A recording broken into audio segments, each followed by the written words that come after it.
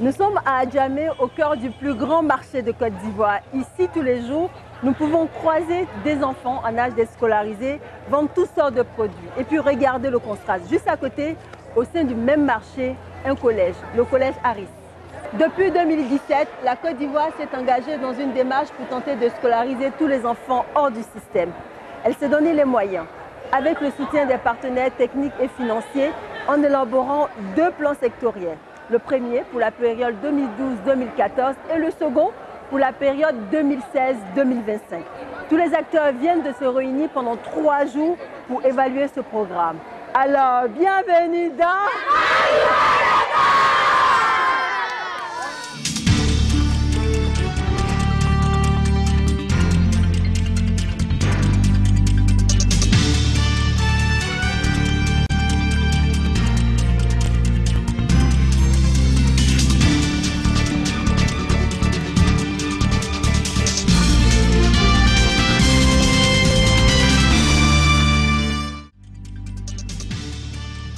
Au sommaire de cette émission, la problématique des enfants hors du système éducatif. Quelle stratégie pour les intégrer? Les rendez-vous du numérique, des offres technologiques en faveur de l'évolution éducative. Bonjour et bienvenue dans ce nouveau numéro de votre émission Ma Nouvelle École, l'émission des hommes et des femmes qui bâtissent l'école ivoirienne. La revue sectorielle conjointe est un terme technique pour désigner le séminaire organisé par le ministère de l'Éducation nationale, de l'enseignement technique et de la formation professionnelle et le ministère de l'enseignement supérieur avec leurs partenaires financiers pour évaluer en profondeur les actions éducatives menées. Dans ce bilan sans concession, on dresse les ajustements à opérer dans les programmes d'action et les perspectives pour les années à venir. Cette année, la problématique des enfants hors du système éducatif était au cœur des débats qui se sont achevés il y a quelques jours seulement. Notre équipe a rencontré des cas d'enfants hors du système que nous côtoyons tous les jours et s'est rendue également dans la zone de production cacaoyère de Meyagui, dans les régions de la Nawad, pour découvrir sur le terrain les actions menées pour ramener dans le système éducatif les enfants qui n'y sont pas encore. Autant. Repos. Attention.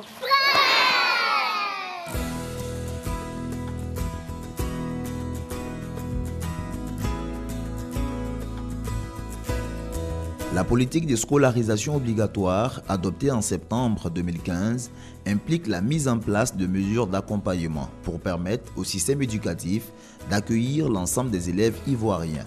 C'est un programme de 10 ans qui consiste à construire massivement des infrastructures d'accueil suffisantes, rendre l'école effectivement gratuite, recruter et former des dizaines de milliers d'enseignants. D'autres programmes viennent compléter cette politique. Il s'agit d'amener à l'école toutes les jeunes filles de Côte d'Ivoire et les enfants qui travaillent, notamment dans les zones rurales. Selon l'UNICEF, en 2016, encore 2 millions d'enfants seraient toujours hors du système éducatif. À Bouaké, en Côte d'Ivoire, une étude du ministère de l'Éducation nationale menée en février 2016 indique que 2 enfants sur 3 sont hors du système scolaire. Et en avril 2018, le rapport d'analyse statistique du système éducatif ivoirien révèle que 30% des enfants de 6 à 11 ans ne vont pas à l'école malgré l'école gratuite. Ces enfants, en âge d'aller à l'école, malgré les nombreuses campagnes de sensibilisation, demeurent encore dans les marchés pour vendre de l'eau, des sachets, des escargots, les condiments et fruits de toutes sortes et des jouets. Ils s'érigent en petits cireurs, apprentis mécaniciens, pousseurs de brouettes, bouviers, etc. Ils sont encore dans les champs du cacao, de palmiers à huile, dans la pêche, dans l'orpaillage et dans les écoles coraniques. Nous sommes allés à leur rencontre pour comprendre pourquoi ils ne fréquentent pas l'école. Les différents mécanismes mis en place par le gouvernement rencontrent-ils l'adhésion des parents? Le boulevard Nangui à Progrois, dans la commune d'Adjamé, est encombré de la présence des nombreux commerçants ambulants. C'est la voie commerciale la plus fréquentée d'Abidjan. Nombreux sont les enfants en âge d'aller à l'école qui s'y trouvent pour vendre. Kone Awa a 11 ans. Elle devait être au CM2, mais elle ne fréquente pas l'école. Venue du village rejoindre sa tante Sangaré Safiatou, elle l'aide à vendre des bijoux et des jouets depuis 1 an. Sa tante dit qu'elle compte l'inscrire à l'école l'année prochaine. Fatoumata Aïdara est commerçante ambulante d'eau. Elle a 13 ans et elle ne semble pas intéressée par l'école. Je fais école arabe, mais je ne fais pas école de blanc. C'est moi-même qui a dit que je ne vais pas école. Bolou Irie Evelyne a arrêté d'aller à l'école à l'âge de 10 ans. Elle avait le niveau CP2 quand elle a perdu son père. Elle s'est alors retrouvée à Abidjan auprès de sa tante qui fait le commerce d'escargots au marché d'Adjamé. Elle-même a 4 enfants qu'elle scolarise déjà. Seule la petite Evelyne est vendeuse d'escargots. Les populations semblent comprendre la nécessité de scolariser les enfants. Le nombre dans le secteur informel tend à baisser. La raison principale évoquée qui freine la scolarisation systématique demeure toujours la paupérisation de la population. L'enfant là, son papa n'a pas de moyens à payer à l'école. Ils ont cherché à l'école. Il va faire comment? Il faut qu'il va donner à un enfant un métier qui va avoir son manger et puis son habit. À cela s'ajoute la recherche de la pitance quotidienne de l'élève qui est tenu chaque midi de rejoindre les parents au marché, le lieu d'activité de ces derniers. Il se familiarise petit à petit sur place avec les activités génératrices de revenus et finit par s'y intéresser. À Méagui, dans le département de Soubré, au sud-ouest de la Côte d'Ivoire, zone réputée pour sa grande production en cacao, les parents ont toujours tendance à maintenir les enfants dans les plantations au détriment de l'école. Heureusement que de nombreuses organisations non gouvernementales œuvrent dans la région pour réduire le phénomène. C'est le cas de Save the Children International, International Cacao Initiative, l'Orassure, organisation pour l'assistance sanitaire en zone urbaine et rurale. L'EPP Sokura est une école de 6 classes située à 12 km de Méagui. Cette école a vu le jour par la générosité d'un fils du village. Grâce à la fondation ICI, International Cacao Initiative, une classe passerelle accueille les enfants. Ceux-là n'ont jamais été scolarisés. Beaucoup ont un âge avancé. Cette classe vise à les réintégrer au système avec un programme spécial de rattrapage. Ce sont des enfants qui viennent des différentes communautés que nous résidons. Il y a des campements aussi voisins. C'est des enfants dont l'âge est compris entre 9 et 11 ans. Et ces enfants-là, il y a peut-être certains qui n'ont pas eu la chance d'aller à l'école. D'autres, par contre, sont déscolarisés. C'est ce groupe d'enfants que ICI a recruté pour nous donner pour la formation. On a sillonné un peu tous les campements ici et c'est à la suite. Bon, pendant aussi les réunions scolaires, là, on a confié la tâche au directeur. Il a fait passer le message à la mosquée et à l'église. Et il y a des parents qui sont des autres campements, nous ont envoyé des enfants. Actuellement, j'ai 12 élèves dont l'âge varie entre 9 et 11 ans. L'année passée, j'ai reçu 16 élèves. Il y a eu un abandon. En fin d'année, je me suis retrouvé avec 15. Les 15 ont été intégrés au système formel. Et 12 sont passés au CE1 et 3 sont restés, ont repris la classe de CP2. Oui, Aminata. Mariam. Et toi? Sita? Bien. Donc, prenez vos ardoises et puis écrivez I sur les ardoises. Dépêche-toi, il faut écrire. Hein? Je t'ai dit qu'on fait comme ça, un trait. Hein? Puis en haut là-bas, tourne comme ça et puis on met le point. Hein? Avant, ici à la maison, je ne parte pas à l'école. Aujourd'hui, je suis venu à l'école, je suis content. Aujourd'hui, il y a des parents, quand ils me voient, ils sont satisfaits parce que leurs enfants ont failli rester là. Grâce à la classe passerelle, ils ont repris les cours. Actuellement, ils sont en classe. Il y en a qui sont déjà au CE1. Vraiment, les parents sont satisfaits de la présence de la classe passerelle ici à Sokura. L'élève Kanko Nina est passée par la classe passerelle. Aujourd'hui, elle a rejoint l'école formelle. Avant, j'étais à la maison et travaillais. Maintenant, mon papa est venu me mettre à l'école parce que au CPU. Je suis contente de venir à l'école. L'année passée, ICI est venu. Ils ont construit une classe passerelle pour les enfants qui n'ont pas eu la chance pour aller à l'école. On dit à partir de 9 à 13 ans. Et c'est cette année, j'ai eu les nouvelles de mon neveu, l'état Sédar. Là-bas, il n'y a pas d'école à côté.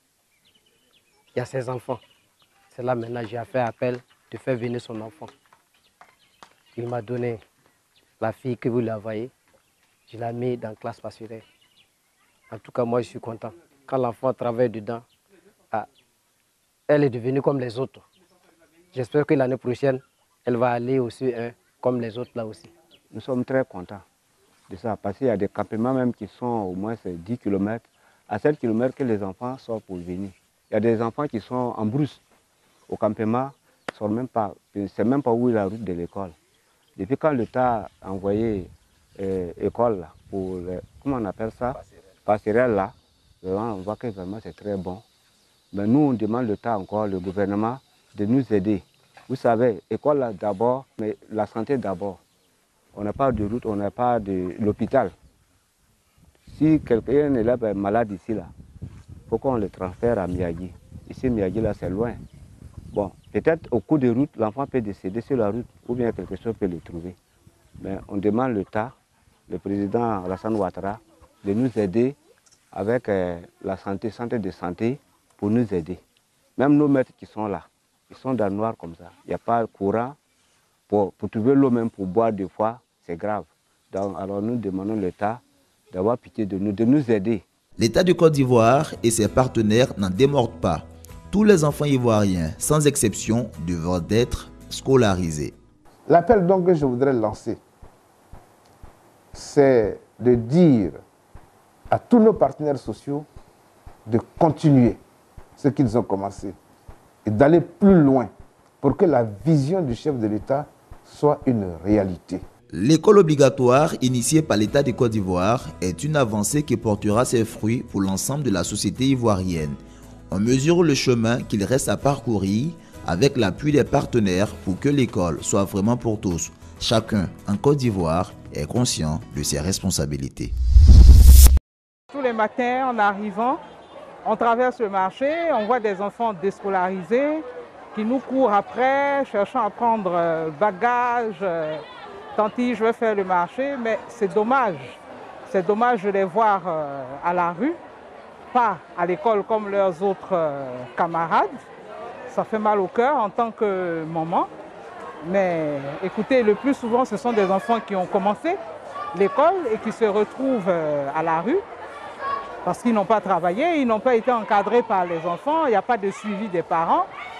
Donc, je voudrais quand même lancer un appel aux parents, les sensibiliser. Quand les enfants sont à l'école, il faut les encadrer le soir, les accueillir, leur donner à manger, les aider à faire les travaux à la maison, les exercices de classe. Un bon encadrement, en tout cas, suffit pour pouvoir guider ces enfants-là jusqu'à aujourd'hui et les emmener à la réussite, surtout les jeunes filles. Pour ceux qui ont passé l'âge, les classes passerelles existent. Hein? Il y a aussi l'alphabétisation. Pourquoi pas? Donc, chers parents, je vous invite à nous retrouver à l'école. Vous êtes nos partenaires, encadrez les enfants. Merci Madame Blé. Merci. Que s'est-il passé ces dernières semaines dans notre ministère? Tout de suite, l'actu en bref.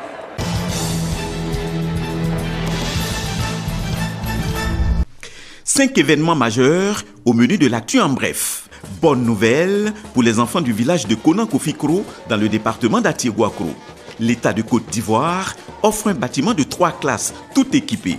La remise officielle des clés marquant la rétrocession de ce joyau a eu lieu le samedi 15 décembre 2018 en présence de monsieur le directeur de cabinet, représentant madame la ministre de l'Éducation nationale. Revue sectorielle, éducation-formation. Le bilan du système éducatif de Côte d'Ivoire a été passé au peigne fin dans le cadre de la revue sectorielle Éducation-Formation qui a eu lieu du 11 au 13 décembre dernier à l'Hôtel du Golfe. Acteurs et partenaires de l'école se sont donné rendez-vous pour réfléchir à l'amélioration de notre système éducatif. Avec cette revue sectorielle Éducation-Formation, une ère nouvelle s'ouvre sur l'école ivoirienne. Audience au cabinet du ministre de l'Éducation nationale. Madame Sabrina Vigani, coordinatrice du programme TREC, a été reçue en audience par Madame Kandia Kamara, ministre de l'Éducation nationale, de l'enseignement technique et de la formation professionnelle, le mardi 11 décembre 2018 à son cabinet. Au centre des échanges, le bilan des activités de l'année écoulée, mais surtout des perspectives de collaboration dans les domaines de l'apprentissage au primaire et dans la production des statistiques scolaires. Nous travaillons au niveau des écoles communautaires, des classes passerelles, des écoles formelles. Mais c'était aussi pour explorer de nouvelles opportunités de collaboration, notamment au niveau des statistiques. Vous savez qu'aujourd'hui, les décideurs ont besoin d'avoir des statistiques fiables, de bonne qualité et surtout en temps réel, pour pouvoir prendre des décisions à plusieurs niveaux, notamment au niveau de la carte scolaire, comment affecter les ressources. Les ressources sont limitées et donc pour des bonnes décisions, il faut aussi des bonnes informations. Le partenariat TREC Éducation nationale, on peut le dire, est au beau fixe. Atelier exposition sur le développement des STEAM dans le système éducatif ivoirien. 500 élèves ont été initiés aux sciences, technologies, ingénierie, arts et mathématiques, en abrégé STEAM, et au TIC par la Direction des technologies et des systèmes d'information du ministère de l'Éducation nationale. Cet atelier qui s'est déroulé le vendredi 7 décembre 2018 au CNMS Cisa Cocody visait à susciter le goût et la pratique des sciences chez les collégiens et lycéens à travers des expositions et des expériences pratiques réalisées par les élèves eux-mêmes. Une belle initiative entrepreneuriale. Séminaire de formation. Un séminaire interpays sur l'analyse approfondie des 5 dispositifs du continuum éducation-formation-travail a eu lieu les 17 et 18 décembre 2018 à l'hôtel Yves Hôtel au Plateau en présence de M. Cabran Assoumou, représentant la ministre Kandia Camara. Objectif, affirmer la nécessité de renforcer la coopération interpays dans le domaine de la formation professionnelle, le développement des compétences techniques et professionnelles et de l'insertion des jeunes dans le monde du travail. Toujours au lycée Aris Dadiamé, où un projet d'école numérique d'excellence permet à la communauté éducative du lycée d'apprendre et d'approfondir leurs connaissances en informatique. Le salon professionnel Educatec Educatis draine du monde en France, comme l'Africa Web Festival d'Abidjan. Aujourd'hui, c'est l'un des plus importants rendez-vous de promotion et d'émulation du numérique en Afrique francophone. Il réunit des intervenants de renommée internationale, des entrepreneurs, des organisations partenaires, des institutions, le grand public et bien sûr beaucoup d'élèves. Une occasion pour eux de découvrir les tendances du numérique, nouer des relations et réfléchir au mieux vivre ensemble par l'innovation, la créativité et l'entrepreneuriat. Les caméras de ma nouvelle école se sont promenées dans les allées de ces 2 salons. Vous verrez comment la communauté éducative s'approprie les connaissances en nouvelles technologies.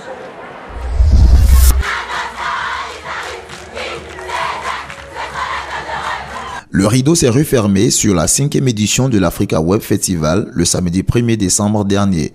Créé il y a maintenant 5 ans, l'Africa Web Festival se positionne aujourd'hui comme un événement majeur de promotion et d'émulation des nouvelles technologies, de l'information et de la communication en Afrique francophone. Attraction principale de cette édition, un espace dédié à l'apprentissage du codage mis à la disposition des élèves de 8 à 14 ans. Également un hackathon ou des concours vidéo et innovation. Des familles très connectées n'ont pas voulu se faire compter l'événement. De l'écolier aux grands frères étudiants, en passant par le père de famille, ils ont répondu présent. Nous sommes venus avec les enfants pour pouvoir leur montrer un peu tout ce qui est informatique. Parce que la nouvelle génération, c'est sûr que c'est l'informatique qui va aujourd'hui et demain, c'est l'avenir en fait. Donc il va falloir qu'ils puissent s'imprégner déjà de tout ce qui est informatique numérique pour que, au moins à l'école, ils puissent déjà voir un peu la différence de tout ce qui porte sur l'informatique. Photoshop est-il cloud ou pas cloud? Pas cloud. Très bonne réponse. Par l'innovation et l'entrepreneuriat. Mais je veux savoir, qu'est-ce que l'entrepreneuriat?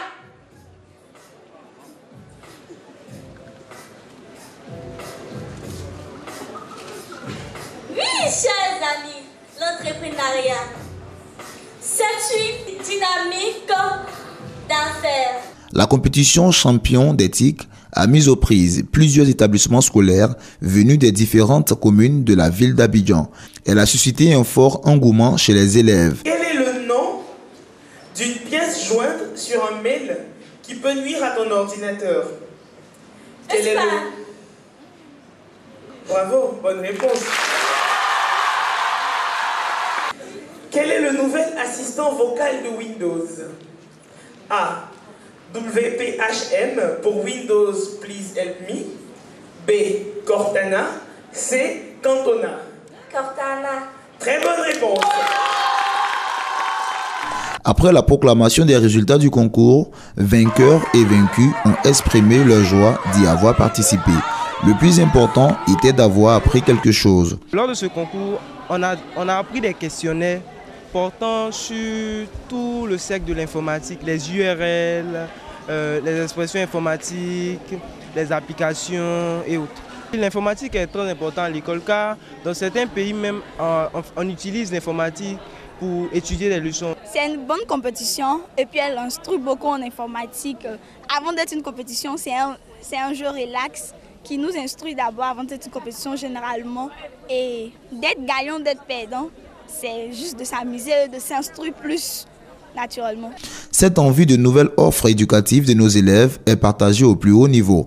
Le directeur de cabinet du ministère de l'Éducation nationale, M. Cabran Assoumou, a quant à lui participé au salon professionnel de l'innovation Educatis qui s'est tenu en France en novembre 2018. Pour le directeur de cabinet, voir ce qui s'est fait ailleurs en termes d'innovation éducative est une source d'inspiration pour moderniser le système scolaire ivoirien. Nous cherchons à mettre en route un système éducatif qui puisse permettre au pays de porter tous les espoirs des enfants de notre pays. Et nous avons pensé qu'il était bien de venir ici à ce forum-là pour nous inspirer de ce qui est fait par nos amis français et surtout par tous les participants. Depuis l'enseignement général jusqu'à la formation professionnelle, nous pensons qu'il y a beaucoup de choses à voir. Et nous avons un système éducatif qui est en pleine expansion. Il est bon que nous venions regarder ce que les amis français offrent à travers le monde. C'est pour cela que nous sommes venus ici regarder et puis nous inspirer donc de ce qui est réalisé ici pour aller mettre en route notre système éducatif. Adapter les innovations numériques qui ont fait leur preuve ailleurs au système éducatif en Afrique francophone et en Côte d'Ivoire en particulier est un enjeu pour tous les responsables. Les institutions d'éducation supérieure et même l'éducation collégiale ont une forte responsabilité aujourd'hui plus que jamais pour pouvoir aider la société, quelle que ce soit, à se développer. Les modèles éducatifs, il faut qu'ils changent. Il faut qu'ils évoluent avec la société. Donc un festival comme l'African Web Fest nous démontre qu'il y a des autres façons d'apprendre. C'est-à-dire qu'on ne peut pas juste se limiter à les institutions éducatives comme on faisait avant. Il faut sortir de la salle de classe, aller s'exposer, aller participer dans des événements comme ceci qui pourront sans doute développer l'être humain et aussi développer la société. Donc moi je pense que l'African Web Fest c'est une opportunité pour développer le savoir, développer les idées.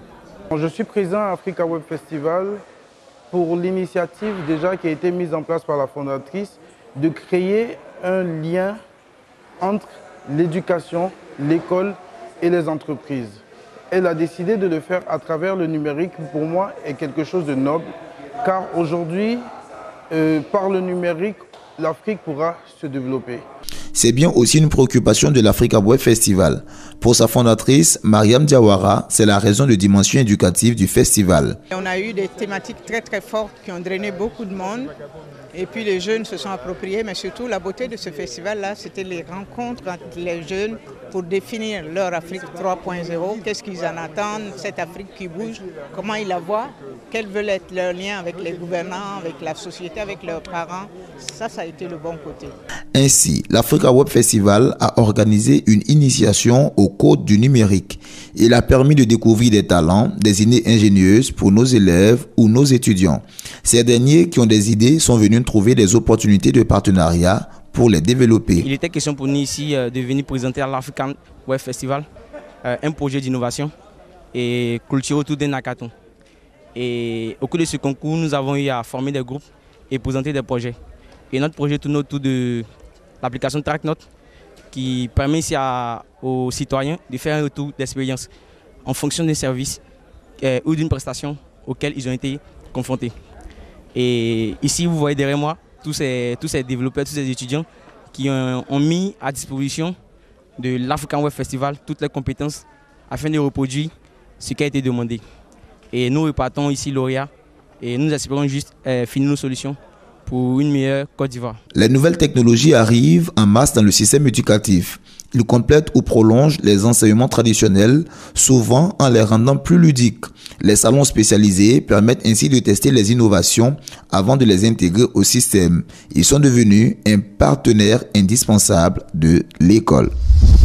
Voilà, c'était le dernier numéro de l'année. Merci de nous rester fidèles et retrouvez-nous sur notre page Facebook Ma Nouvelle École. Rendez-vous le dernier dimanche du mois prochain pour un nouveau numéro de votre magazine Ma Nouvelle École.